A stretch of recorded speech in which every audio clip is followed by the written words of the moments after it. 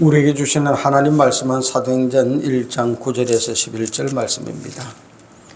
이 말씀을 마치시고 그들이 보는 데 올려져 가시니 구름이 그를 가려 보이지 않게 하더라. 올라가실 때 제자들이 자세히 하늘을 쳐다보고 있는데 흰옷 입은 두 사람이 그들 곁에 서서 이르되 갈릴리 사람들아 어찌하여 서서 하늘을 쳐다보느냐. 너희 가운데서 하늘로 올라가신 이 예수는 하늘로 가심을 본 그대로 오시리라 하였느니라. 아멘. 이 말씀을 가지고 가신 그대로 다시 오시리라 라는 제목으로 하나님의 말씀을 듣습니다.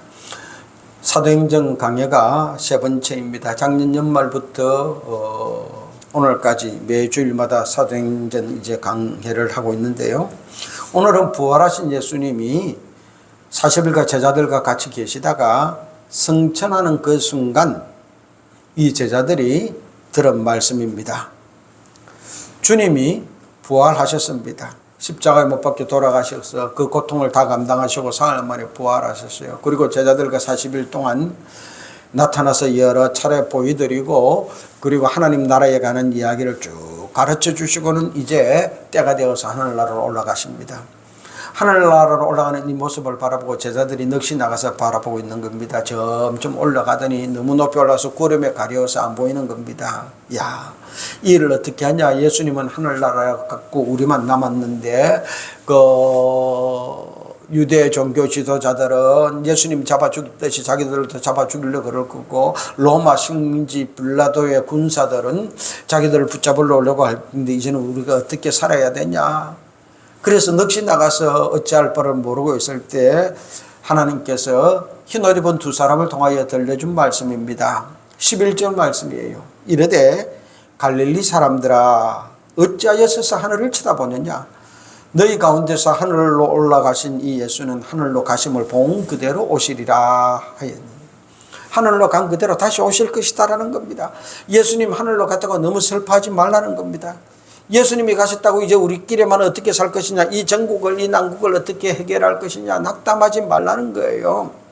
예수님은 하늘로 올라가신 그대로 다시 오실 것이니 너무 걱정하지 말고 기다리라는 겁니다. 지금 우리나라는 12월 3일 날 윤석열 대통령이 비상계엄을 선포했다고 해가지고 그냥 이 비상계엄의 적합성에 대해서 국회에서 조사도 하지 않고 12월 4일 날 막 1차 탄핵소추안을 발의했다가 의결 정족수가 모자라가지고 부결되어지고 그리고 그러면은 다시는 못하는데도 국회법을 어기고 또 14일 날 발의를 해가지고 탄핵을 시켜버렸습니다.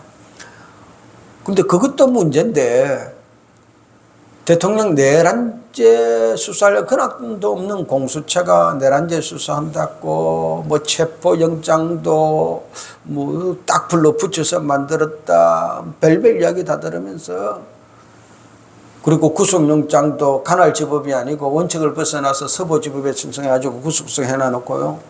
이제 구속기간이 만료가 되었어요. 그러면은요 그냥 풀어줘야 되는데 다시 연장 신청을 2번이나 했는데 기각을 당했어요. 그러면은 오늘 새벽에 풀려나왔어야 되는 겁니다. 원래 법은 구속적부심 신청하면 그 기간은 뺀대요. 그러면 27일 새벽이 맞아요. 그런데 지금까지 한 번도 그리 안 했다는 겁니다.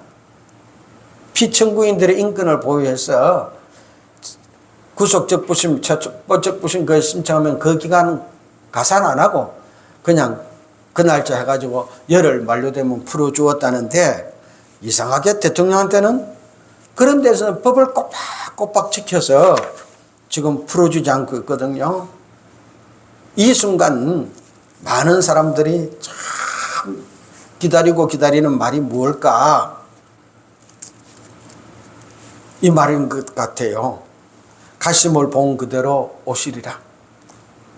윤석열 대통령이 다시 돌아오기를 체포된 그 구속된 데에서 대통령실로 돌아오기를 온 백성들이 아마 기다리고 있을 거예요. 이진숙 방송통신위원장이 취임한 지 이틀 만에 탄핵을 당했잖아요. 그런데 지난주 헌재에서 결정을 냈는데요.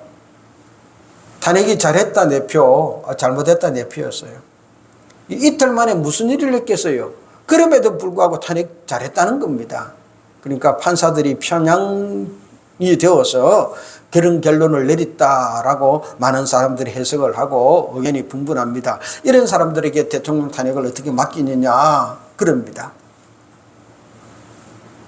이스라엘 백성들이 예수님이 다시 오시기를 왜 기다리겠습니까? 이스라엘 나라의 정상화입니다. 회복입니다. 로마의 식민지, 대제사장들의 종교적인 행포, 여기에서 예수님만이 다시 와서야 이스라엘 나라를 회복시켜 줄 것이다. 그래서 예수님 다시 오기를 기다리고 예수님이 하늘나라로 가니 이 문제를 어떻게 할 것인가 그냥 넋을 잃고 하늘을 바라보고 있는 겁니다. 바로 지금 이 땅의 백성들이 윤석열 대통령의 복귀를 기다리는 이유가 무엇입니까? 그 한 사람 대통령 자리 유지하는 거 아닙니다. 그랬다면 윤석열 대통령도 비상계엄도 선포하지도 않았을 것이고요. 대통령직에 복귀, 부귀영화를 누리는 것이 아니라 이 나라에 깊숙이 자리 잡고 있는 종북, 종중, 반국가 세력으로부터 이 나라를 지켜낼 윤석열 대통령이 돌아오기를 기다리는 겁니다. 그래서 이 나라를 그 세력으로부터 지켜나고 반국가 세력으로부터 지켜서 자유 대한민국을 건설하여 우리들의 후손들에게 자유 대한민국을 물려주자는 겁니다. 여론 나쁘게 나왔다고 카톡 검열을 하겠다. 뭐 가짜 뉴스 어떻게 저쩌고. 옛날에는 언론의 자유가 있다고 해가지고 한없이 그것을 옹호하던 민주당이 이제는 여론들이 자기들에게 불리하니까 뭐 카톡도 검열한다, 가짜 뉴스도 방송한다, 민주 파출소를 만든다, 별별 소리를 다 하잖아요. 마치 공산당이 하는 것처럼. 그런 세계에서 자유롭게 신앙생활하며 자유 대한민국을 후손들에게 물려주기 위하여 윤석열 대통령의 복귀를 이 땅의 사람들은 기다리고 있는 겁니다. 마치 오늘 이스라엘 백성들이 예수님이 다시 오셔서 이스라엘 나라의 회복을 기다리듯이 말입니다. 그러면은 우리가 이 자유 대한민국이 회복되기를 어떻게 기다려야 됩니까? 이스라엘 백성들이 어떻게 예수님 다시 오심을 기다리는지 그 말씀을 들으면 우리가 어떻게 기다려야 할지, 무엇을 하며 기다려야 할지 명확하게 나타납니다. 첫 번째로 이스라엘 백성들은 주님 다시 오시기를 마음을 같이하여 한 마음으로 기다렸습니다. 14절 말씀입니다. 여자들과 예수의 어머니 마리아와 예수의 아우들과 더불어 마음을 같이하여 오로지 기도에 힘쓰더라. 마음을 같이하여 그랬습니다. 감난원에서 예수님이 승천할 때 수많은 사람들이 모였습니다. 한 500~600명이 모였다 그래요. 그러다가 예수님 다시 오신다는 이야기를 듣고 마가의 다락방에는 그 중에서 120명만 모였던 겁니다. 모여서 그들이 한 일은요, 마음을 하나로 먹은 겁니다. 한 마음입니다. 예수님이 십자가에 못 박힐 때 어떤 일이 있었습니까? 똑똑하다고 한 회개를 맡은 가룟 유다는 예수님을 팔아버렸습니다. 그리고 절대로 주님을 부인하지 않는다던 끝까지 따라갔던 베드로는 3번이나 부인했습니다. 또 한 제자는요, 그것까지 벗어버리고 도망갔습니다. 주님을 지키지 못한 책임을 서로 떠넘기고 서로 비판하고 비난할 수 있습니다. 그러나 이 120명은 모여서 서로 책임을 묻고 서로 비난하지 않았습니다. 한 마음이 되어 주님 다시 오시기를 기다렸습니다. 그렇습니다. 지금 우리나라가 다시 회복되기를 원한다면 이 탄핵 정국의 백성들의 마음이 하나가 되는 겁니다. 대통령 체포를 막지 못했다.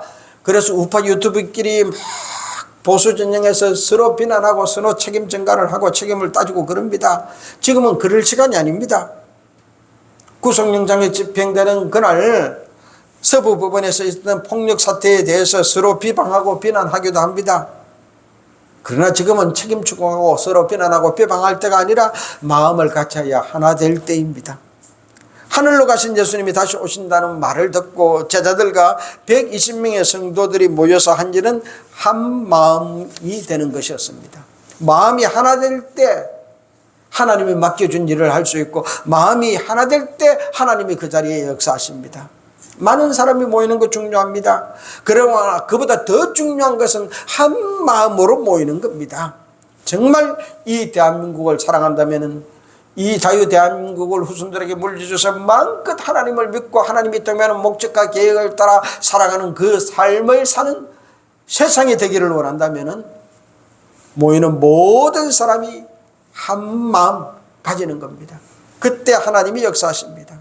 두 번째로 이 120명의 성도들은 기도하며 주님 다시 오심을 기다렸습니다. 14절 말씀입니다. 여자들과 예수의 어머니 마리아와 예수의 아우들과 더불어 마음을 같이하여 오로지 기도에 힘쓰더라. 오로지 기도에 힘쓰더라. 오직 그들이 한 일이 있다면 기도한 것입니다. 모여서 한 일은 기도입니다. 빌라도 그들의 군사, 식민지 생활, 대제사장들의 박해, 그들의 힘과 권능으로는 이길 수가 없었습니다. 어떻게 맞서서 싸워서 전복시킬 수 있는 일 아닙니다. 그렇다면 폭동 일어나는 겁니다. 그걸 원치 않았습니다. 그들이 한 일은요, 기도하는 것이었습니다. 우리가 무슨 일을 하면은 우리 힘만큼 되어집니다. 그 120명이 모여서 막 힘으로 해가지고 예수님을 죽였다고 빌라도를 붙잡으러 간다. 무리입니다. 폭동밖에 되지 않습니다. 그러나 그들이 모여서 기도하니 하나님의 성령을 보내주시고 그 성령 하나님의 역사에서 성령의 능력으로 하나님의 능력으로 인류의 역사가 바뀌어졌습니다. 예수를 십자가에 못 박아놓고 재판했던 그 로마 군병들이 로마 군왕들이 결국은 나중에는요 기독교를 국교로 받아들이고 예수를 믿는 믿음의 나라가 되지 않습니까? 하나님이 역사하시면 천하만물을 창조하시고 운영하신 하나님의 능력으로 모든 일을 하십니다. 우리의 힘과 능력, 하나님의 힘과 능력 비교할 수가 없습니다. 사람들이 아무리 많은 힘을 가지고 있고 아무리 강한 권능을 가지고 있고 아무리 강한 근세를 가지고 있고 사법, 입법, 행정 모든 것을 다 움켜졌다 할지라도 하나님의 가장 약한 힘보다 세지 못합니다. 하나님을 이길 수 없습니다. 우리의 힘과 능력은 하나님의 힘과 능력과 견주어 비교할 수 없습니다. 이 땅에서 당하는 모든 환난과 고통, 문제 우리의 힘으로 해결하기는 역부족입니다. 하나님의 도우심이 있어야 해결되어집니다. 지금 우리나라도 마찬가지입니다. 선관위의 부정선거 의혹 많은 데서 신권 투표용지, 연속적으로 접착제가 붙어서 있는 투표용지, 그리고 비례대표 투표한 각 정당 48개 48cm인가 몇 cm가 되는 그 긴 투표용지가 오그라들어야 되는데 그게 빳빳한 것도 있고 그건 컴퓨터에서 재단되어서 옆은 잘린 흔적이 없어야 되는데 이상한 잘린 흔적이 있는 투표용지가 있고 별별 의혹이 다 있지만 전부 다 기각되어 버렸습니다. 왜? 판사들이 선거관리위원장이기 때문입니다. 그러니 다 기각시켜버린 겁니다. 이걸 풀어보겠다고 대통령이 대통령 자리를 걸고 비상계엄을 선포했습니다. 그 대통령을 국회에서는 조사도 안 하고 탄핵시켜버렸고요. 수사 가능 없는 공수처가 수사하고 구속시켜버렸고 우리법연구회를 중심으로 똘똘 뭉친 사법 카리텔이 지금 재판하니 이길 힘이 없습니다. 방법이 없습니다. 그렇다고 수많은 군정이 모여서 쿠데타를 일으켰습니까? 그것도 아닙니다. 오직 하나님만이 가능합니다. 그래서 기도해야 되는 것입니다. 마가의 다락방에 모인 120명이 주님 다시 오신다는 말을 듣고 한 일은 한 마음이 되어서 기도한 것입니다. 그렇습니다. 지금 우리가 모여서 한 마음으로 해야 될 일이 있다면 이 나라를 위해서 기도하는 겁니다. 사법 카르텔, 입법, 종북, 종중세력 무엇으로 우리가 이길 수 있겠습니까? 하나님께 기도하면 하나님이 역사하십니다. 우리가 알지 못하는 할 수 없는 능력으로 역사합니다. 어떤 분이 그러더라고요. 감옥에 있는 윤석열 대통령이 바깥에서 돌아다니는 이재명을 잡게 된다고. 어떻게 그런 일이 일어납니까? 우리가 기도할 때, 하나님이 역사할 때, 이 백성들의 마음이 움직일 때 그런 기적이 나타나는 것입니다. 마지막으로 120명의 제자들은요, 사역을 위하여 사도를 보충하고 기다렸습니다. 24절에서 26절 말씀입니다. 그들이 기도하여 이르되 무사람의 마음을 아시는 주여 이 두 사람 중에 누가 주님께 택하신 바 되어 봉사와 및 사도의 직무를 대신할 자인지를 보이시옵소서. 봉사와 사도의 직무를 대신할 자. 가룟 유다는 예수를 팔고 그렇게 죽어버렸습니다. 그러니 이 죽은 가룟 유다를 대신할 한 사람을 뽑자라는 겁니다. 봉사할 사람, 사도의 직무를 대신할 자를 뽑자라는 겁니다. 어떤 사람을 뽑았습니까? 처음부터 항상 함께 있던 사람 중에 뽑았습니다. 21절 말씀에 이렇게 합니다. 이러함으로 요한의 세례로부터 우리 가운데서 올려져 가신 날까지, 요한의 세례로부터 우리 가운데서 올려져 가신 날까지 주 예수께서 우리 가운데 출입하실 때 항상 우리와 함께 다니던 사람 중에 하나를 세워.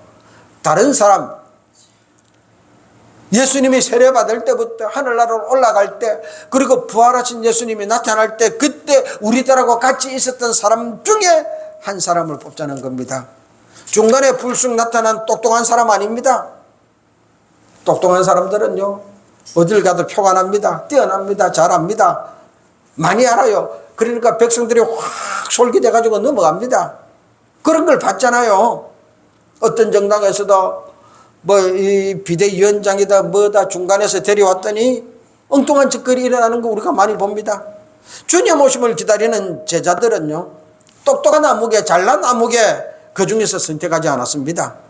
배신자, 가룟 유다를 대신할 사람을 선택할 때 예수님이 세례받는 그 순간, 처음부터 예수님 승천한 순간까지 같이 있었던 사람 중에 한 사람을 선택했습니다. 똑똑하고 잘난 사람보다 더 중요한 것은요, 처음부터 뜻을 같이하여 마지막까지 함께하는 사람입니다. 한 마음으로 처음부터 함께한 사람, 그 중에서 주님 맡겨준 임무, 봉사의 일, 사도의 직무를 할 수 있는 사람입니다. 그렇습니다. 똑똑한 사람, 잘난 사람보다 같은 마음으로 고생하며 처음부터 함께한 사람이 중요합니다. 그들 중에 한 사람을 선택하기를 하나님은 원하십니다. 무엇을 하기 위하여 뽑았습니까? 처음부터 함께한 사람 중에서 봉사와 사도의 직무, 예수의 부활을 증거할 사람을 뽑았습니다. 22절 하반절은 우리와 더불어 예수께서 부활하심을 증언할 사람이 되게 하기 위하여 하리라 그랬습니다. 그들이 처음에 뽑을 때는 그랬습니다. 봉사와 사도의 직무를 대신할 사람, 예수의 부활하심을 증거할 사람을 뽑았습니다. 그러니까 그 뽑은 한 사람은 다른 일을 하지 말고 봉사 잘하라는 겁니다. 사도들이 해야 될 일 잘하고 예수님이 부활했다, 이거 증거하라는 것입니다. 어떻게 뽑았습니까? 제비 뽑아 하나님의 선택으로 뽑았습니다. 자기들이 투표한 것 아닙니다. 26절 말씀입니다. 제비 뽑아 마띠아를 얻으니 그가 11사도의 수에 들어가니라. 사람들이 투표해서 뽑은 것 아니고요, 가장 똑똑한 사람 선택한 것 아니고요, 마음을 같이하여 처음부터 함께 온 두 사람을 증거해 놓고 그들 중에 한 사람 하나님 뽑아달라는 겁니다. 두 사람이 어떤 사람입니까? 한 사람은 마띠아라는 사람입니다. 그냥 이름 마띠아다라고 있습니다. 그리고 또 한 사람은요, 바사라바라고도 하고 별명은 유수두라고도 하는 요셉입니다. 이 사람을 이야기할 때는요, 이름이 세 개나 나옵니다. 바사바라고도 부르기도 하고 별명은 유수도라고도 하고 그리고 요셉이라는 겁니다. 이건요, 이 사람에 대해서 거창하게 소개하는 거예요. 이 사람이 얼마나 잘났으면, 얼마나 유능했으면요, 바사바라고도 불리고 별명은 유수도라고도 불리고 이름은 요셉이라는 겁니다. 그런데 제비 뽑으니 하나님은 이렇게 유능하고 능력있고 이름 많은 사람을 뽑은 것이 아니라 그냥 마띠아, 이 한 사람 선택했습니다. 그렇습니다. 하나님의 일은 사람의 능력으로 하는 것 아닙니다. 오직 하나님의 힘과 능력으로 하는 겁니다. 하나님의 마음에 합한 자, 그를 통해서 하는 겁니다. 2025년 대통령 탄핵 정국에 이 나라가 어떻게 갈지 많은 사람들이 근심 걱정을 합니다. 이제는 현재 재판관들이 어떤 성향이고 과거에 어떻게 해왔는지, 어떻게 종북, 어떻게 종중 그 일을 해왔는지 그런 신상들이 다 밝혀주고 있습니다. 기가 찹니다. 어떻게 그런 사람들이 헌법재판관이 되었는지, 그렇게 그 자리를 수많은 사람들이 차지하고 있는지, 그러면서 그 리스트 명단들이 다 나타나고 있습니다. 그런데요, 그들이 아무리 많은 자리를 차지하고 있다 할지라도 하나님의 역사를 이길 수가 없습니다. 우리가 기도하면 하나님이 역사하시고 이 나라를 지켜주십니다. 세상에 능력 있는 사람 뽑을 것이 아닙니다. 좋은 대학 나온 사람 아닙니다. 하나님의 마음에 합한 사람입니다. 이 탄핵정국에 하나님의 마음에 합한 사람에게 이 나라를 맡겨 두어집니다. 하나님이 선택한 사람에게 이 나라 일꾼으로 세워서 맡겨야 되는 것입니다. 그래야 하늘나라로 가신 주님이 다시 오실 때 기쁨으로 함께 할 수 있습니다. 주님 가신 그 모습을 바라보고 제자들과 백성들은 그냥 시리에 빠져서 우리가 앞으로 어떻게 할꼬 넋을 잃고 있을 때 주의 사자들이 말합니다. 왜 그렇게 하늘을 쳐다보고 있느냐? 올라가심을 본 그대로 다시 오시리라.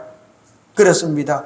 우리가 기도하면은 탄핵하여 감옥으로 간 윤석열 대통령 다시 오게 될 것입니다. 그리고 이 나라를 하나님이 기뻐하는 나라로 자유 대한민국으로 만들게 될 것입니다. 그때까지 한 마음으로 기도합시다. 기도하겠습니다.